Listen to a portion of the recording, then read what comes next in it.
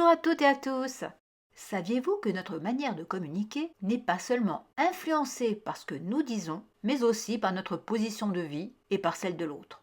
Oui, chaque personne voit le monde à travers son propre prisme.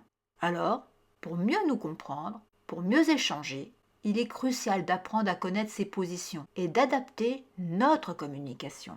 Parce qu'une communication bien adaptée, c'est la clé pour des relations plus efficaces et plus harmonieuses.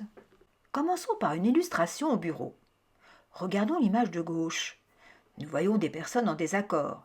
L'une d'elles dit « Tu n'es jamais d'accord ». L'autre lui répond « Mais c'est impossible de travailler avec toi ». Et la troisième « Ah ben c'est la meilleure. Vous n'avez que des idées fumeuses. Vous faites comme si je n'existais pas ». Et la chef se dit « Ah, je ne sais pas quoi faire de cette équipe de bras cassés ».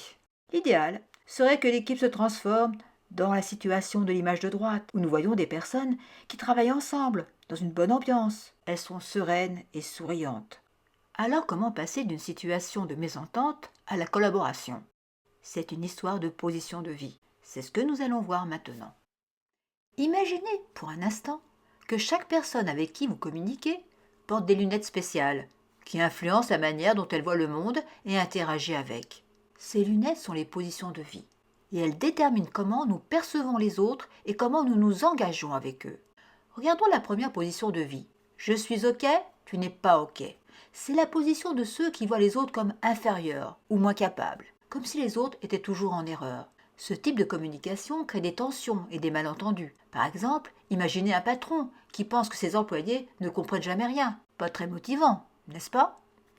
Deuxième position. Je ne suis pas OK, tu es OK. Ici, la personne se dévalorise constamment. Elle a une faible estime d'elle-même et elle pense que les autres sont toujours meilleurs. Cela peut mener à des relations déséquilibrées, où la personne a du mal à exprimer ses idées ou à prendre des initiatives. Imaginez un collègue qui vous laisse toujours prendre la parole, même quand il a des idées brillantes. C'est comme s'il n'osait pas participer.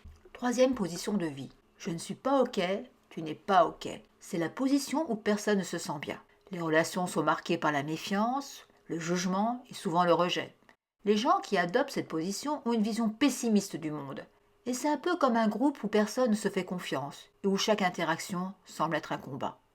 Enfin, la quatrième position de vie. Je suis OK, tu es OK. Et voici la position qui change tout.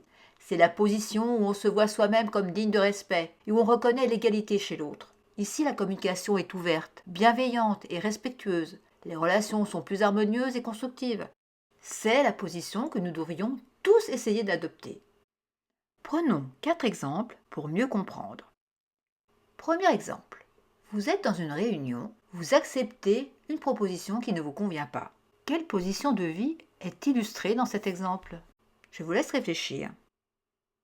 Ici, la position de vie est moins plus. Vous n'osez pas intervenir, vous manquez de confiance en vous et vous laissez les autres décider. Eux, ils sont meilleurs que moi.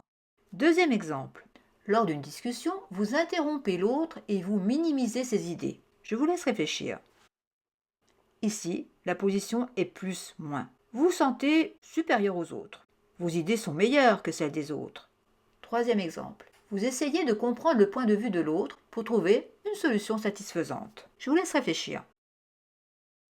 Ici, la position est plus-plus. Votre communication est respectueuse, vous écoutez l'autre et cherchez des solutions. Quatrième exemple. Je ne sais pas quoi faire de cette personne. Elle est incapable de changer. Je vous laisse réfléchir.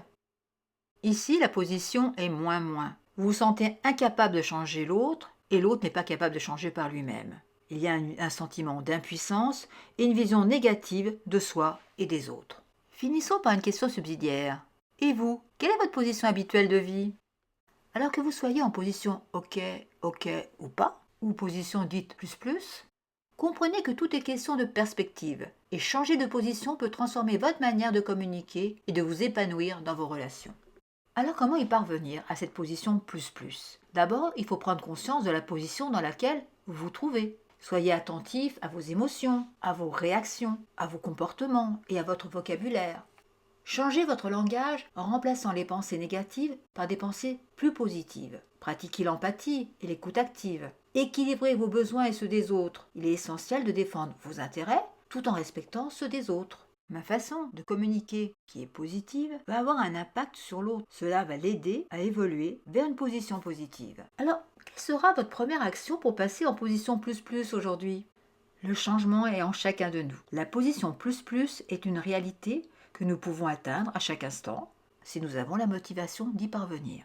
Mettez-vous en mode plus plus et cultivez cette version de vous-même. À bientôt!